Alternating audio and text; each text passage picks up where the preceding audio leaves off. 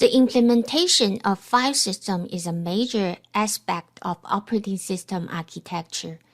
Designers have to decide how to map file system information onto the physical storage device and what methods to provide for access and manipulation. File systems are often performed bottlenecks, and it is quite a challenge to make them adequate efficient. File system consists of two parts, a collection of files and a directory structure. The purpose of the directory structure is to provide information about and the organization of the files. A file is a logical unit of storage, the smallest allotment of logical secondary storage, a named collection of related information that is recorded on secondary storage. A text file is a sequence of characters organized into lines and possibly pages. A source file is a sequence of functions, each of which is further organized as declarations followed by executable statements. An executable file is a series of code sections that the loader can bring into memory and execute.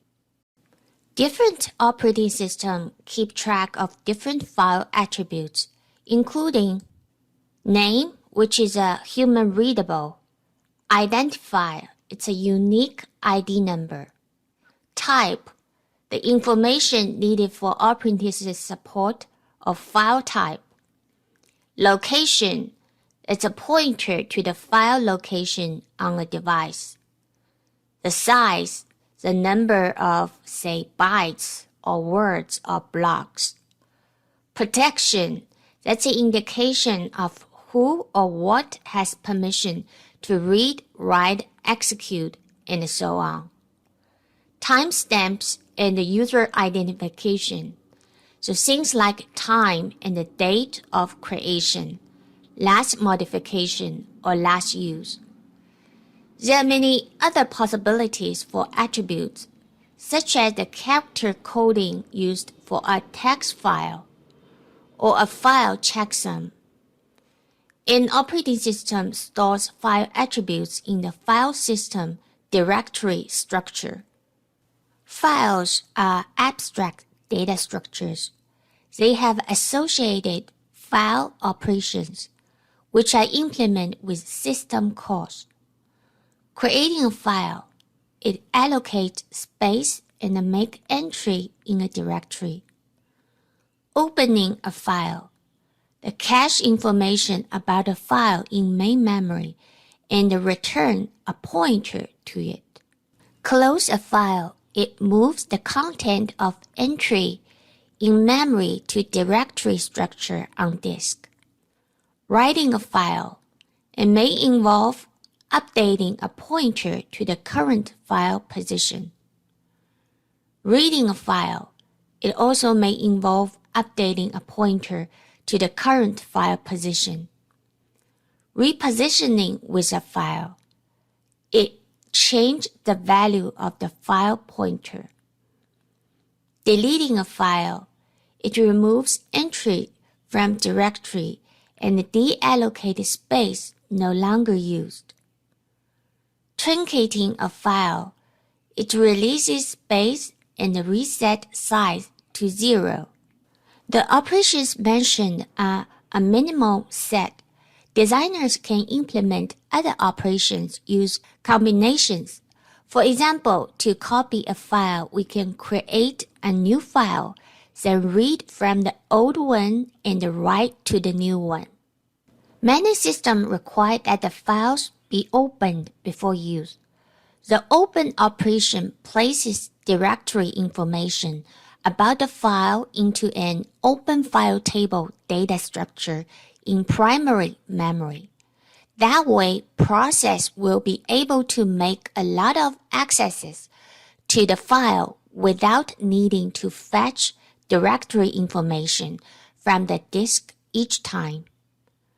In systems that allow multiple processes to have a file open simultaneously, it is customary to have two levels of open file tables, a single system-wide table and a multiple per process open file tables. Each per process table holds information having to do with the particular process use of the file, such as the current read and the write positions of the process in the file. The entry for a file in the per process table contains a pointer to the entry for the file in the system-wide table. Process-independent things like location of the file on disk, access dates, file size, and the file open count are contained in the file's entry in the system-wide file table. Information associated with an open file include file pointer. That's the last read-write location of the process. File open count. That's the number of processes that have the file open. Location of the file. That's to locate where to read or write. Access rights. That's the mode of the file use granted to the process. Some systems provide support for file locking. A shared lock is for reading only. An exclusive lock is for writing as well as reading. An advisory lock is informational only and not enforced.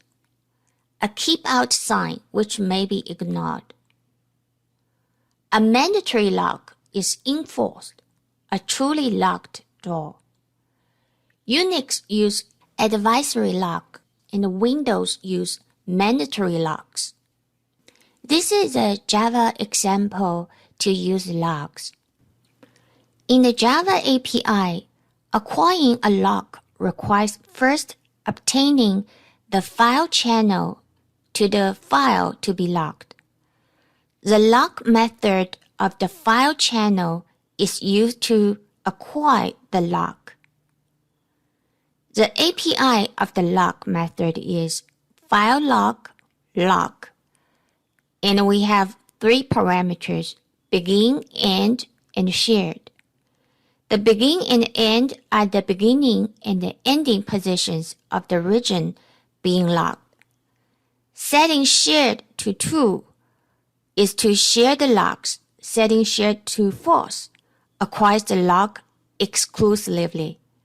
In this example, we first have a random access file, ref equal new random access file, file.txt read write. File channel ch equal ref.getChannel. Then we get lock by ch.lock method. The lock we have here is an exclusive lock. The first parameter is 0, so it starts at the beginning of the file. The second parameter is ref.length divided by 2, so the lock for the first half of the file. The lock is released by invoking the release function of the file lock, returned by the lock operation. Here we have another lock. The lock is for the second half of the file. The beginning parameter is from the middle, and the end is the end of the file, so it's the second half of the file. And it is a shared lock. Windows and some other systems use special file extensions to indicate the type of each file. So this is the figure to show the common file types. Macintosh stores a creator attribute for each file according to the program that first created with the create system call. Unix stores magic numbers at the beginning of certain files. Some files contain an internal structure, which may or may not be known to the operating system. For the operating system to support particular file formats increases the size and the complexity of the operating system. Unix treats all files as a sequence of bytes with no further consideration of the internal structure, with the exception of executable binary programs, which it must know how to load and find the first executable statement, etc.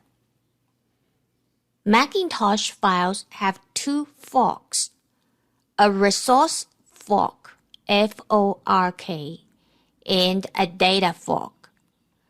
The resource fork contains information relating to the UI, such as icons and the button images, and can be modified independently of the data fork, which contains the code or data as appropriate.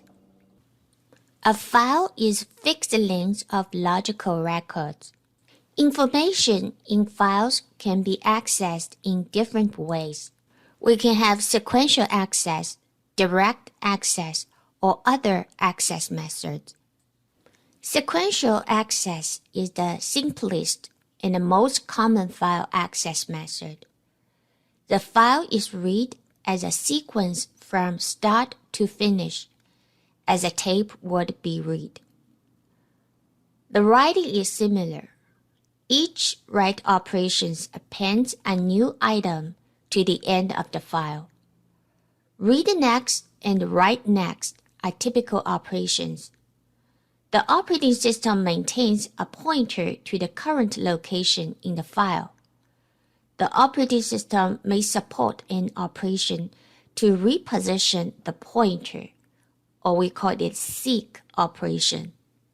Direct access allows the user to access blocks in arbitrary order, to treat the file as if it were an array of file blocks. Typical operations are of the form read block number n or write block number m. Block numbers are usually logical addresses that run from 0 contiguously to some upper limit. Assume that the first byte in the file is numbered 0, that the file is a sequence of records of size L bytes, that the records are numbered starting at 0, and that we want to request the nth record in the file. In that case, we compute the starting byte number, which is n multiply L, and fetch the L bytes of the file starting with byte n multiply L. An index access scheme can be easily built on top of a direct access system. Very large files may require a multi-tiered indexing system, for example, index of index. So other access methods can be built on direct access, often using an index to look up file block numbers, and then using direct access. Let's first take a look at a storage structure. A disk can be used in its entirety for a file system. Alternatively, a physical disk can be broken up into multiple partitions, slices, or mini-disks, each of which become a virtual disk and can have its own file system, or to be used for raw storage, swap space, etc. Or multiple physical disks can be combined into one volume. For example, a larger virtual disk with its own file system spanning the physical disks. In computing, a directory structure is the way an operating system arranges files that are accessible to the user. Files are typically displayed in a hierarchical tree structure. Both the directory structure and the files reside on disk. The directory is basically a table for looking up information about files, using the name of the file as the lookup key. The directory structure needs to support the following operations. Search for a file by name. Create a file. Add to directory. Delete a file. Remove from directory. List a directory. List the names and the information for files in directory. Rename a file. Change the directory entry. Traverse the file system so it accesses all directories and files, for example, when performing a backup. The directory is organized logically to obtain efficiency, so we can locate a file quickly. Naming will be convenient to users. For example, it's possible two users can have same name for different files, and the same file can have several different names. Grouping, we can logically grouping of files by their properties, for example, or Java programs grouped together or game grouped together, etc. Single-level directory. It's simple to implement, but each file must have a unique name. In this scheme, the directory works like a single list of entries. Even if there are multiple users, no two files are allowed to have the same name. Two-level directory. Each user gets their own directory space. File names only need to be unique within a given user's directory. A master file directory is used to keep track of each user's directory, and it must be maintained when users are added or are removed from the system. A separate directory is generally needed for system executable files. The system may or may not allow users to access other directories besides their own directory. If access to other directories is allowed, then provision must be made to specify the directory being accessed.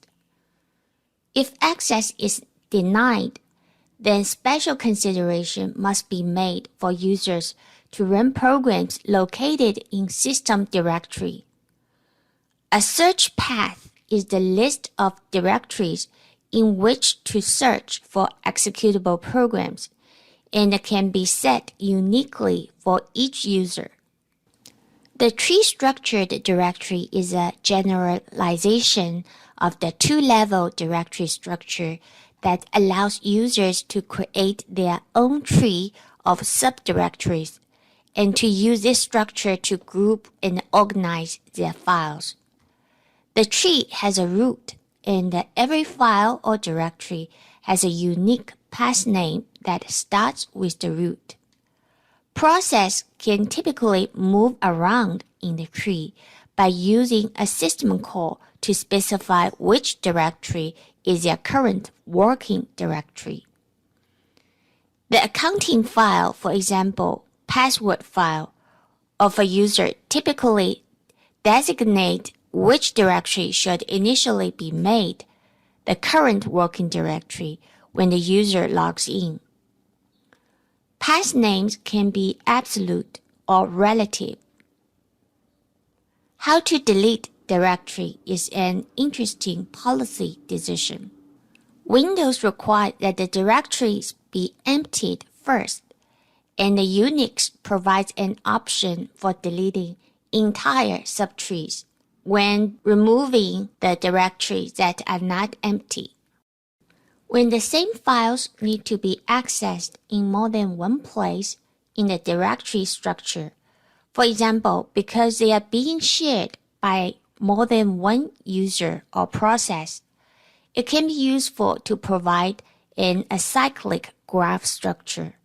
In a cyclic graph, it's a graph with no cycles, allows directory to share subdirectories in the files. Note the directed arcs from parent to child. The Unix provides two types of links for implementing the acyclic graph structure. A hard link, usually just called a link, involves multiple directory entries that both refer to the same file. Hard links are only valid for ordinary files in the file system. A symbolic link that involves special file containing information about where to find the linked file. Symbolic links may be used to link directories or files in other file systems, as well as ordinary files in the current file system. Windows only support symbolic links termed shortcuts. Hard links require a reference count or link count for each file, keeping track of how many directory entries are currently referring to this file. Whenever one of the references is removed, the link count is reduced, and when it reaches 0, the disk space can be reclaimed. For symbolic links, there is some question as to what to do with the symbolic links when the original file is removed or deleted. One option is to find all the symbolic links and adjust them also. Another is to leave the symbolic links dangling and discover that they are no longer valid the next time they are used. So when there are multiple hard or soft links to files and to directories, designer of the system must take care when implement the file and the directory deletion operations. Pointers can be left dangling, or file space can be deallocated when the files are still in use. Please click the link to view the video on directory structure. In a general graph directory structure, cycles of directories are allowed to exist. If the cycles are allowed in graphs, then several problems can arise. The search algorithm can go into infinite loops. One solution is to not follow links in search algorithms, or not to follow symbolic links, and to only allow symbolic links to refer to directories. Subtrees can become disconnected from the rest of the tree and still not have their reference counts reduced to 0.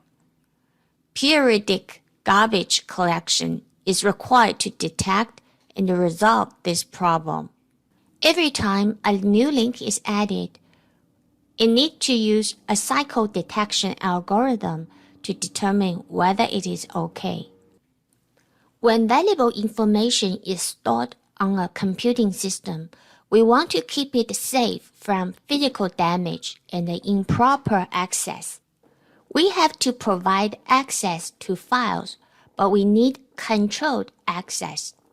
Here are examples of operations that must be controlled.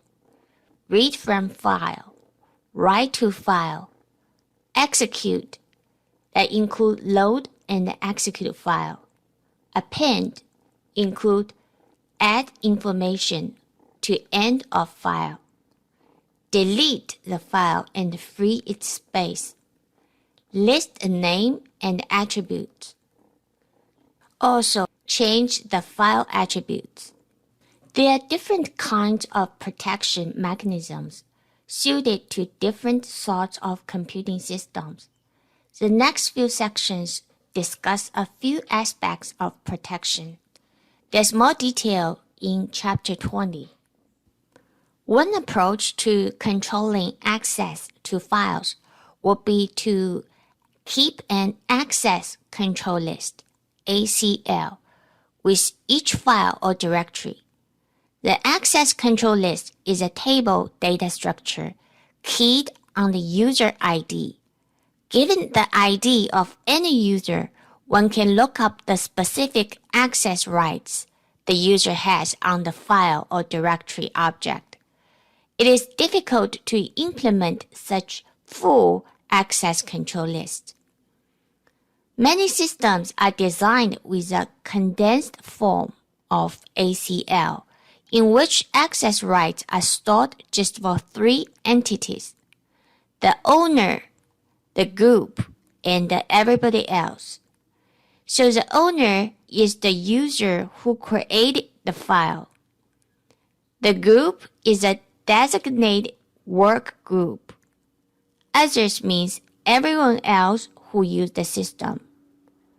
Some systems like Solaris use owner group, others approach by default, but also allows more detailed access controls to be added to specific file objects. The term file object is meant to include files, directories, and other special kinds of items that may exist in the file system. Read, write, and execute bits are commonly associated with each of the three classes: owner, group, and others. So here the manager add a file, let's say it's called a game. If we say chmod, chmod 761, this command sets permission to the game file that the owner can read, can write, and can execute the game file. For the group, it can read, can write, but cannot execute. And for others cannot read, cannot write, but can execute. The manager also creates a group, say G. So the command chgrp,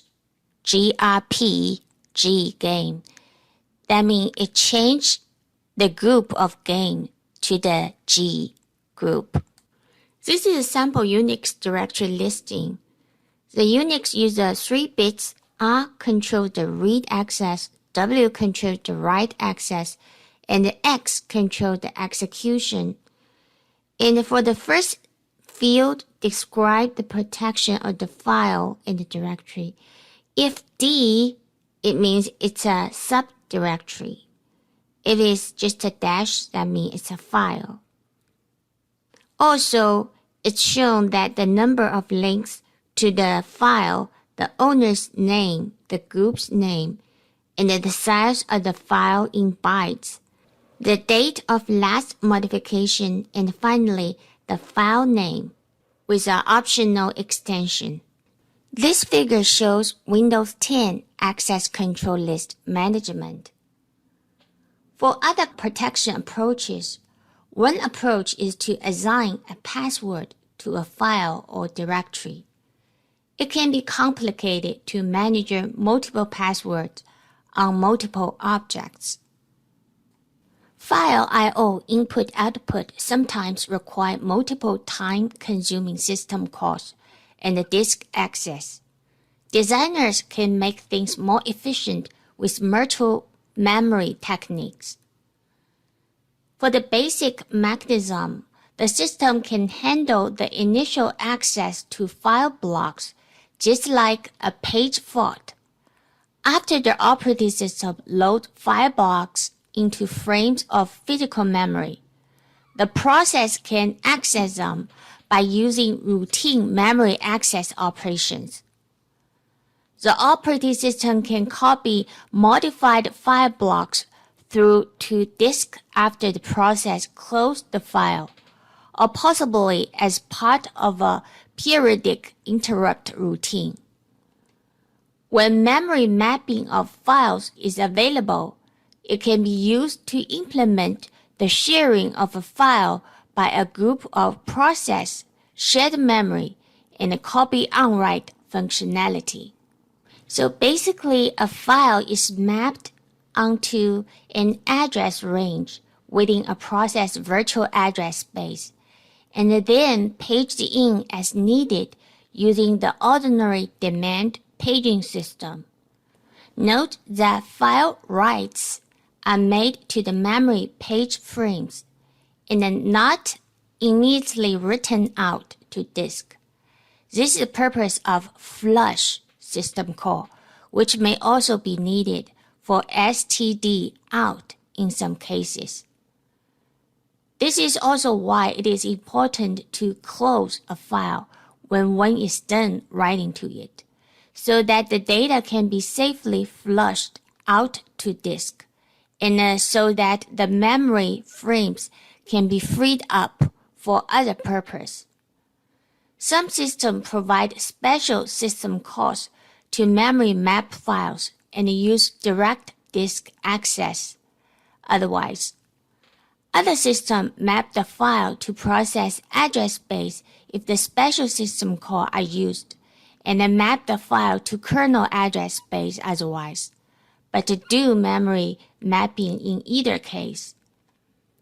File sharing is made possible by mapping the same file to the address space of more than one process, as shown in this figure. Copy on write is supported, and mutual exclusion techniques may be needed to avoid synchronization problems.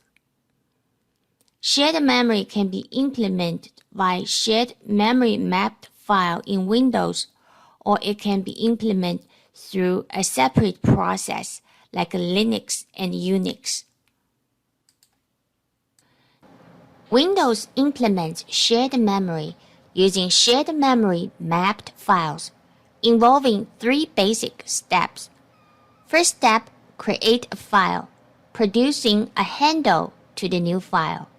Second step, name the file as a shared object, producing a handle to the shared object. Third step, map the shared object to virtual memory address space, returning its base address as a void pointer, LP void. We next illustrate these steps in more details. In this example, a producer process first creates a shared memory object using the memory mapping features available in the Windows API. The producer then writes a message to shared memory. After that, a consumer process opens a mapping to the shared memory object and reads a message written by the producer.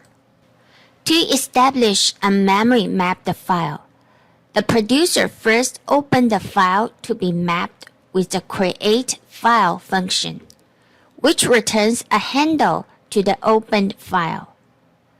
The producer then creates a mapping of this file handle using the create file mapping function. So the producer makes it a named shared object. Once the file mapping is done, the producer establishes a view of the mapped file in its virtual address space with map view of file function. So map it into virtual memory address space. Then the producer writes a message, unmap the file, close the handle, and close the file. On the right side code is for consumer. The consumer process communicates using this shared memory segment by creating a mapping to the same named object.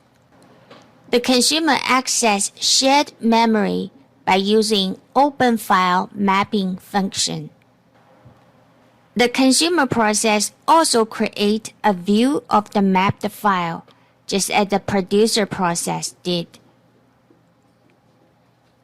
Then the consumer reads from the shared memory the message written by the producer. Also at the end, it removes the view of the mapped file with a call to unmap view of file.